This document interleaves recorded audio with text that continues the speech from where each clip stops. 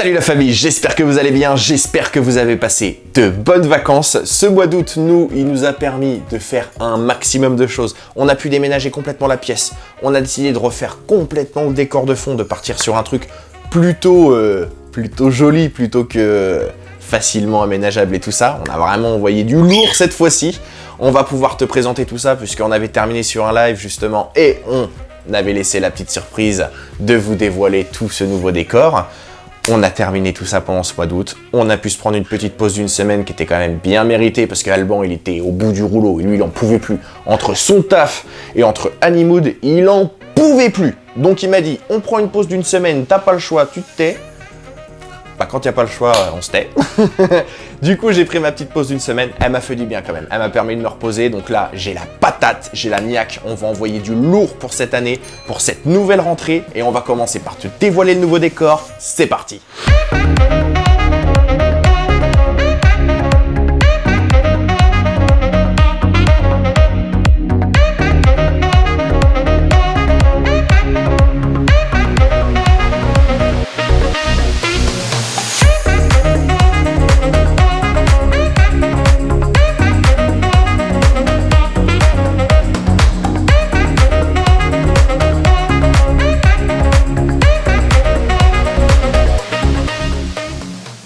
Pour démarrer le room tour, écoute, on va commencer par la première modification qu'on a faite, c'est Calypso, on l'a officiellement intégré au décor de la pièce d'Honeymood. Donc forcément, tu vas la voir beaucoup plus, tu vas aussi l'entendre beaucoup plus.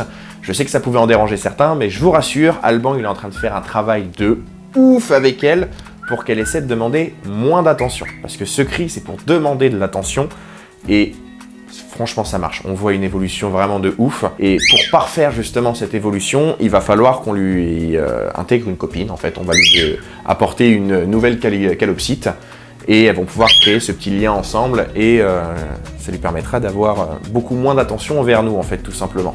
Sachant que pour pouvoir avoir une deuxième calopsite, il va forcément falloir qu'on fasse une amélioration de la cage parce que pour nous, on trouve que c'est un peu petit pour deux. Donc, on a l'intention de faire une cage nous-mêmes qui va prendre un espace, donc il va venir jusqu'à l'étagère ici, qui va venir derrière moi jusqu'au mur et jusqu'au plafond. Sachant que ça reste quand même un oiseau qui sort plusieurs heures par jour, donc on lui a fait un espace uniquement à elle, parce qu'avec tous les terrariums, ça peut être vite dangereux avec les câbles. Donc elle a son espace juste au-dessus, qui est dédié à Calypso. Il n'y a que elle qui peut aller dessus, c'est vraiment son espace à elle avec tous ses jeux. Donc ça aussi, on va le refaire. Ça, c'était les petites installations qu'on avait faites, qu'on avait réparties un petit peu partout avant quand on était dans l'autre pièce. Donc ça, on va les refaire. On va faire un décor plus naturel avec ce style de branche. Ça va être une dinguerie. Donc moi, j'ai fini de vous parler de l'oiseau. On va pouvoir passer aux aquariums.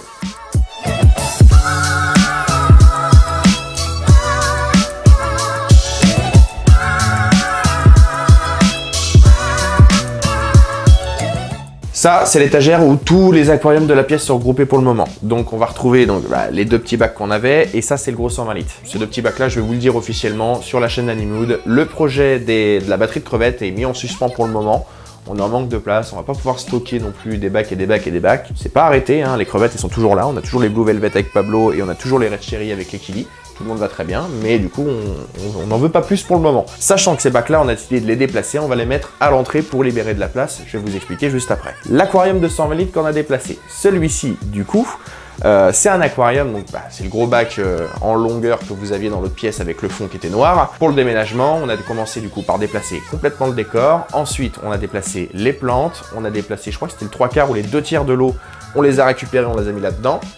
On a bien sûr comblé avec de l'eau osmosée histoire que ça ne modifie pas les paramètres. Et ensuite, on a pu transférer les poissons. On a bien sûr vérifié que la température de cet aquarium et de l'autre, c'était les mêmes, histoire qu'il n'y ait pas de choc.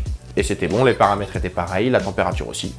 Le transfert s'est très bien passé. Ça, c'était à peu près mi-juillet, je crois qu'on a déplacé cet aquarium-là. Suite à ça, on a quand même eu les températures un petit peu caniculaires, malheureusement, de l'été. On s'y était préparé, mais malheureusement pas assez. On a eu une montée en température du bac, et malheureusement, cette montée en température a visiblement créé une chute de l'oxygène, du taux d'oxygène dans l'eau, et on a vu en fait tous les poissons qui étaient un petit peu en hauteur, qui nageaient en hauteur et qui essayaient de récupérer un maximum d'air. On a quand même vérifié par acquis de conscience tous les paramètres du bac, nitrine, nitrate, pH et tout ça, tout était OK. pas de souci, l'ammoniac aussi, enfin tout était bon. Du coup, c'était vraiment que l'oxygénation, il y avait que ça. Donc on a créé un maximum de remous à la surface de l'eau. On a mis des bulleurs, enfin on a mis tout ça histoire de créer un maximum de remous. L'oxygène est remonté dans le bac. On a vu les poissons qui commençaient à aller beaucoup mieux. Ça nous a rassurés. On a quand même eu 3 morts dans le bac, malheureusement. On a eu la femelle Sewelia qui est décédée. Donc là, on n'a plus que le mâle. On a perdu aussi un nez rouge. Et on a perdu aussi une crevette à mano, malheureusement. Donc ça, c'est le genre de truc qu'on peut pas trop le prévoir. Suite à ça, on a quand même décidé, on était quand même en réflexion avant, mais on a décidé de créer une série de vidéos. Ça va être le bac école. C'est un aquarium qu'on va créer ensemble. Et je vais vraiment vous expliquer tous les paramètres différents de cet aquarium. Vous montrer comment on nettoie l'aquarium, comment on s'entretient les plantes, comment est-ce qu'on va nettoyer le filtre. Enfin vraiment, je vais tout vous dire sur l'aquarium tropical, donc c'est l'aquarium d'eau douce. J'ai fini de vous parler des aquariums, on va pouvoir parler de mes petites pépettes, on va parler des gerbilles.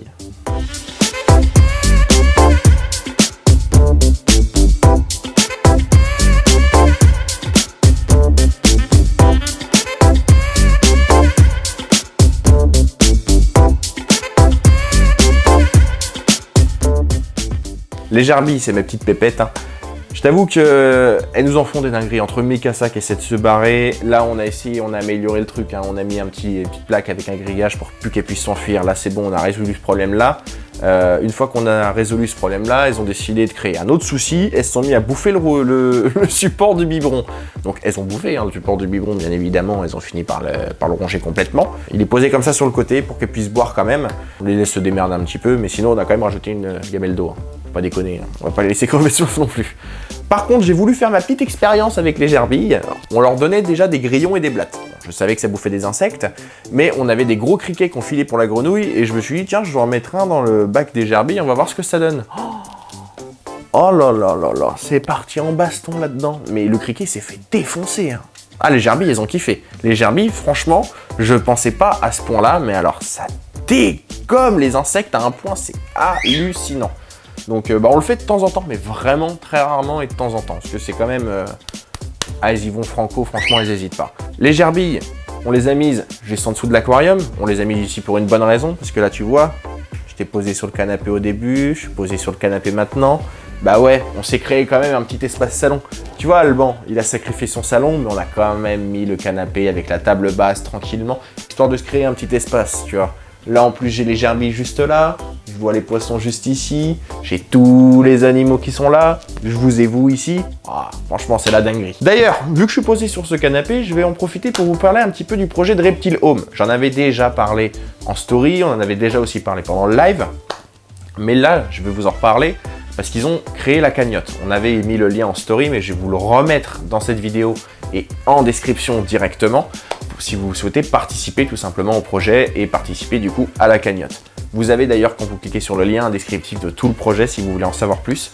Il va vraiment vous expliquer tout en détail son projet et ce qu'il souhaite faire. Moi personnellement, c'est un projet, je le valide très fort. Je trouve qu'il y a un gros manque d'éducation par rapport aux animaux, aux petits animaux comme on a là d'ailleurs, même envers les gros. Donc je trouve que son projet qui est un petit peu zoo mais aussi éducatif, il est très important et je le valide très fort. Donc vous pouvez aller dans la cagnotte et participer au projet, allez-y. J'ai fini un peu de vous parler de l'espace salon et puis de Reptile Home, du coup on va passer à la suite. On va passer aux animaux qui sont juste à côté.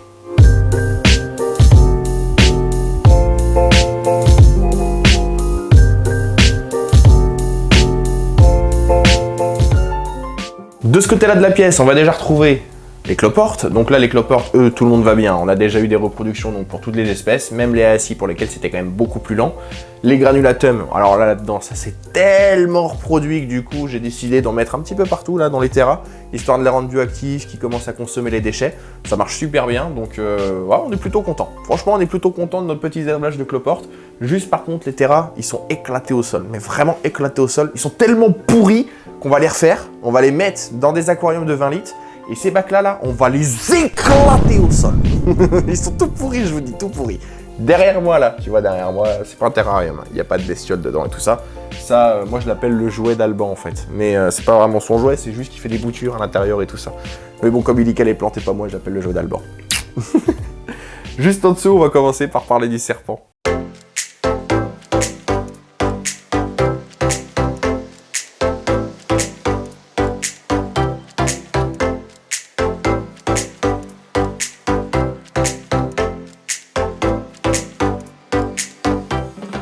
Sarada, c'est notre premier serpent. Je vous avoue, il y a quand même eu pas mal de changements depuis qu'on a fait la première vidéo avec elle. Déjà, je dirais presque la doublée de taille, elle a quand même bien grossi.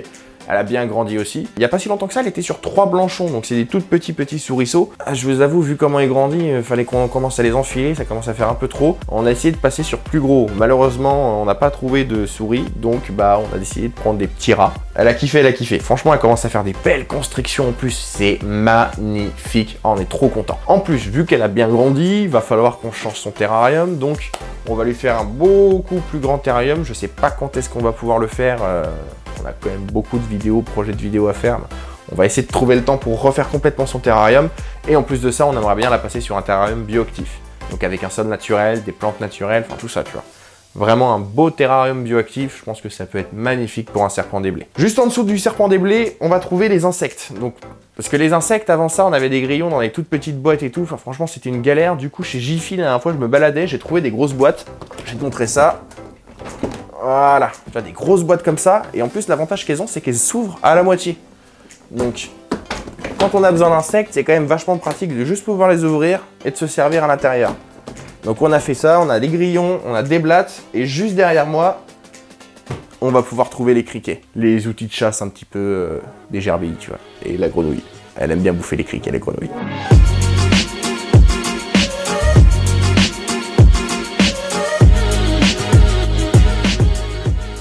Depuis qu'on l'a récupéré, Bulbizarre, il a bien grossi. Hein. Tu vois, il a pris un bel exemple sur papa et il a bien pris du bidou, Bulbizarre. Il mange bien à la cantine. Franchement, il mange super bien à la cantine. Sachant que c'est dans ce terrain-là aussi que j'ai rajouté des cloportes. Parce que il mange bien à la cantine, mais derrière, quand ça ressort, mon pote, ça sort des machins, c'est énorme. Donc, on avait mis des colamboles histoire de pouvoir les manger un petit peu... mais ça suffisait pas. Du coup, j'ai mis des cloportes. On va voir ce que ça donne. Si jamais ça suffit pas, il faudra bien penser à les retirer à chaque fois, mais on essaye, voire rendre le terrain bioactif, histoire qu'on n'ait pas trop besoin d'y toucher. Celui-ci, sachant que moi, déjà visuellement, tu vois, depuis qu'on a fait un peu de taille dans les plantes, il me plaisait un petit peu moins. Alban, lui, c'est maintenant qu'il gère les plantes, parce que moi je fais que de la merde avec ça, donc c'est lui, je lui ai refilé le bébé, il se débrouille. Mais non plus, ça lui plaisait plus trop. Donc on va refaire les plantes, on va faire tout ça. Ça permettra de faire un petit update de la vidéo, on vous montrera tout ça, ne vous inquiétez pas, mais en tout cas, les plantes, on va tout modifier à l'intérieur. Maintenant que je t'ai parlé de Bulbizarre, je vais pouvoir te parler un petit peu, très rapidement bien sûr, des Lepidodactylus. Tu vois, les Lepidodactylus, ils étaient dans un grand terrarium comme celui-ci avant. On les a passés dans ce petit terrain-là. En fait, il y avait une grosse racine à l'intérieur. Il y avait plein de creux, plein de trous dedans. Ils arrêtaient pas de se planquer dedans, jusqu'au moment où on a vu des œufs. Ah à partir du moment où on a vu des œufs, on s'est dit vas-y non, ça va être un enfer, ils vont faire que de pondre là-dedans, il va y avoir des petits partout à l'intérieur, vas-y. On dégage ça, on a détruit la racine, on a réussi à toutes les sortir, à les récupérer, on les a remises là-dedans, sachant qu'on avait eu un petit problème d'évasion avec les Lepidodactylus. Mais bon, tout ça, je t'en parlerai dans la vidéo qui sera dédiée, parce qu'on va faire une vidéo dédiée très prochainement sur cette espèce très particulière quand même. Pour la suite, c'est juste derrière moi, et on va parler un petit peu de Loki, notre Anolis, le tout premier lézard du studio.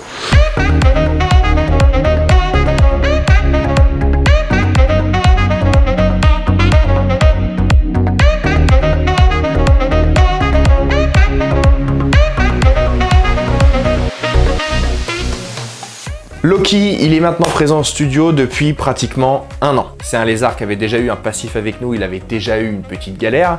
Je t'invite d'ailleurs à regarder la toute première vidéo si tu veux connaître un petit peu l'histoire. Là, il a encore eu une très légère galère, c'est-à-dire que dans son terrarium, la lampe UVB en fait a complètement grillé. On a voulu en racheter une, malheureusement il n'y avait plus la même puissance non plus dans les autres marques, donc on s'est rabattu sur la puissance juste au-dessus.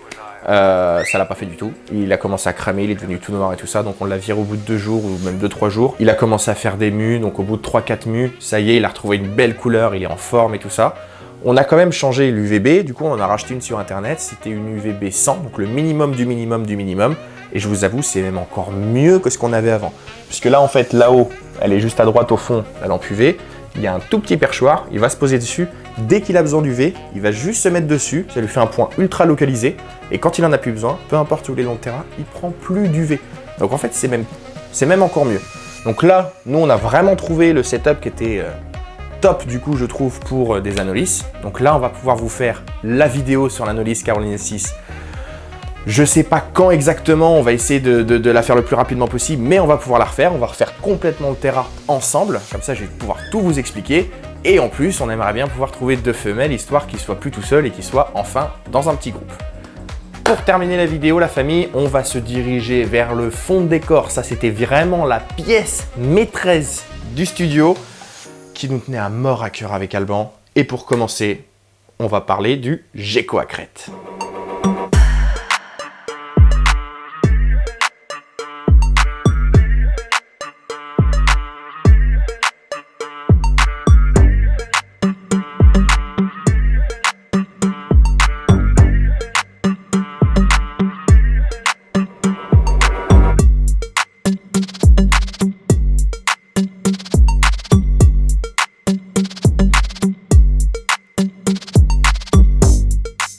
Le Gecko à crête qui est maintenant présent depuis 10 mois au studio, on sait toujours pas si c'est un mâle ou une femelle parce qu'il a toujours pas atteint l'âge de 18 mois. C'est l'âge où en fait on est sûr que c'est soit un mâle, soit une femelle. Là, comme on voit toujours rien, on a toujours le doute, donc on lui a toujours pas trouvé de petit nom. Mais par contre, on a toujours ce projet de reproduction dans la tête, puisque moi aussi chez moi j'en ai un. Je sais toujours pas non plus si c'est un mâle ou une femelle, mais on croise les petits doigts pour que lui ce soit une femelle et le mien un mâle, ou l'inverse, on s'en fout. Mais il faut juste qu'ils soient pas tous les deux du même sexe, quoi. Et si jamais c'est pas le cas, on se lance dans la repro de Gecko à crête en tout cas. Sur le terrarium, là tu dois le voir, il y a quand même un gros changement au niveau des plantes. Et c'est pas fini, parce qu'on compte encore faire un gros changement au niveau des plantes. Parce que ce terrarium là, c'était un petit peu moi qui avais décidé sur les plantes. Et on va arrêter, parce que ça va pas, il y a la moitié des plantes qui ont commencé à crever, l'autre moitié qui commençait à moitié à crever, donc vas-y c'est bon, on va arrêter. C'est Alban qui décide au niveau des plantes, donc là il a commencé à choisir des petites plantes qui seraient capables de survivre là-dedans, et pour le moment, il n'y a pas eu de faute. Bien évidemment. En vous parlant de reptiles, je vais vous parler de la bourse qui va être prévue au Mans très prochainement, puisque là, elle est prévue pour le 1er et pour le 2 octobre. C'est une bourse auquel on sera présent, on ne sera pas présent en tant qu'intervenant, seulement en tant que simple visiteur. Donc si jamais vous voulez nous retrouver là-bas, ce sera avec grand plaisir. On est en train de se renseigner et de savoir si on va pouvoir filmer sur place pour pouvoir en faire une vidéo et vous montrer à quoi ressemble cette bourse à vous, toutes les personnes qui n'ont pas pu se déplacer. Donc on est en train d'essayer de récupérer les informations. Si jamais on en sait plus, bien sûr, on vous tiendra au courant en story, bien entendu. En attendant, c'est sûr, nous on y sera, mais pour le moment en tant que simple visiteur. Donc si tu veux nous retrouver, viens le 1er et le 2 octobre au Mans à la Bourse aux Reptiles. Si tu te souviens bien, il n'y a pas si longtemps que ça, on a fait une vidéo à l'association angevine des amis aquariophiles. On avait prévenu qu'on allait repartir avec un aquarium. Et c'est celui-ci d'ailleurs. C'est un aquarium qui mesure 320 litres et qui va faire 120 cm de long sur 50 cm de profondeur et 60 cm de hauteur. Faut savoir une chose, c'est que ce bac, il pèse le poids d'une vache. Ici, on est au 3e étage, il a fallu qu'on le monte, forcément, il n'y a pas d'ascenseur, on a dû le monter dans les escaliers. Mon Dieu, comme on a galéré. J'ai jamais soulevé un truc aussi lourd de ma vie. Honnêtement, c'est impressionnant comment il pèse le poids d'une vache. On sait pas trop ce qu'on va en faire de ce bac. Moi, j'aimerais bien faire un Malawi. Alban, il était plus sur un tropical. Donc, plutôt que de se battre, on a décidé de vous faire participer. Donc, vous allez mettre une proposition de biotope directement dans les commentaires. Et puis nous, on choisira celui qui nous plaît le plus. Et puis, on essaiera de le réaliser. Je préfère prévenir tout de suite. Par contre, on ne fera pas de marin. Le marin, c'est pas quelque chose qu'on aimerait concrétiser tout de suite. Faites-nous des propositions d'eau douce, des biotopes, et puis on en choisira un directement dans les commentaires. Et en plus, je sais pas si t'as vu au-dessus, mais regarde. Je l'attendais avec impatience, j'ai cassé les calmants pendant des semaines pour avoir ce logo, je l'ai enfin. Yes, enfin on a pu faire le logo, on l'a mis là directement. Je vous avoue, ça a été une galère pas possible. En fait, je m'imaginais pas à quel point c'était chiant de pouvoir faire imprimer un truc sur un plexiglas rond. Mais c'est chiant. Il y a Vistaprint le fait pas, il y en a plein, il y a plein de sites qui font des trucs comme ça. Il n'y en a pas un qui le fait en rond. Le seul site que j'ai trouvé, c'est MyPoster, donc merci MyPoster, on l'a payé, ils ne l'ont pas fait gratos, c'est pas un placement de produit, mais merci à eux parce que c'est les seuls qui font des ronds et pas trop cher. Donc, c'est super. En parlant de l'association d'ailleurs, j'ai quelque chose à vous dire. Ils nous avaient parlé, nous, dans les coulisses la dernière fois, qu'ils allaient faire potentiellement une porte ouverte. Eh bien c'est le cas, ça y est, c'est officiel. La porte ouverte va être le 10 septembre de 10h à 16h. On va vous mettre un lien dans la description. C'est un lien qui va vous mener directement à l'événement Facebook. Comme ça, vous aurez l'adresse, vous aurez toutes les informations et ça va vous permettre de voir en vrai ce que vous avez découvert du coup en vidéo. Et pour terminer, tu vois, on a un autre terrarium juste ici. Comme ça nous fait un terrarium, un aquarium, un terrarium. Et celui-ci, on ne l'a pas encore terminé non plus. Ce sera le terrarium des Lepidodactylus, mais on voulait aussi le faire avec vous parce qu'on va lui donner un mood un petit peu différent. Et c'est surtout que ce ne sera pas que le terrarium des Lepidodactylus parce qu'on compte en faire un terrarium communautaire. Je vous dis pas l'autre espèce que ce sera dedans. Je pense que si en principal on met des Lepidodactylus, il doit y en avoir plein qui doivent se douter de ce qu'on va mettre avec. Mais le dites pas non plus. Laissez la surprise à ceux qui savent pas. On va voir. Donc ça, ce sera un terrarium communautaire, sachant que c'était notre première vidéo brico-déco. On n'a pas terminé non plus les brico-déco dessus, puisqu'à l'avenir, j'aimerais rajouter un rain system sur l'aquarium, sur le terrarium. Donc c'est un système en fait qui va faire de la pluie. Plutôt que de la bruminisation en plus, de temps en temps, on va pouvoir faire tomber de la pluie dans le terrarium. On est des dieux ici, nous. Et tu vois en fait tout ce beau bazar. Je sais pas si tu vois, attends, je vais pousser ce truc-là. Regarde. Tu vois tout ça, là, ça repose sur des parpaings. Je vous avoue, on est en appartement, je vous l'ai dit, on est au 3e étage. Il a fallu bien qu'on réfléchisse à l'endroit où on allait poser ce bac, parce qu'un aquarium comme ça, une fois qu'il est plein d'eau, je dirais qu'on est sur du 7 ou 800 kg à mon avis. Donc, ça fait du poids. Donc tu vois, on a reposé ça sur des parpaings directement, on a mis des petites mousses. Ça, un grand merci à l'association angevine des amis aquariophiles qui nous a filé ça. C'est une espèce de mousse sur laquelle on va pouvoir reposer l'aquarium, mais on a aussi posé ça entre nos parpaings et entre les parpaings et le sol. Comme ça explose pas le sol et ça permet de bien égaliser le plan de travail, histoire d'être sûr qu'il n'y ait pas de couilles plus tard. La famille, ça m'a vraiment fait plaisir de pouvoir vous retrouver après ce mois d'août. Comme tu vois, là, on revient à la rentrée avec du lourd. On a des projets pour l'année, plein de projets pour l'année. Le terrarium, l'aquarium, le parc des gerbilles.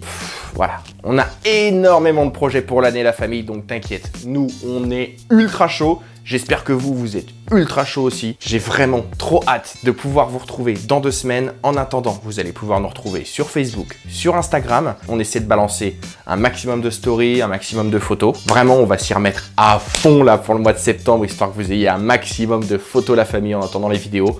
Moi, je vous retrouve dans 2 semaines. On va démarrer la prochaine vidéo sur le bac école, épisode 1, la famille. Donc moi, je vous retrouve dans 2 semaines. C'était Matt sur Honeymood. Je vous fais des bisous. Ciao!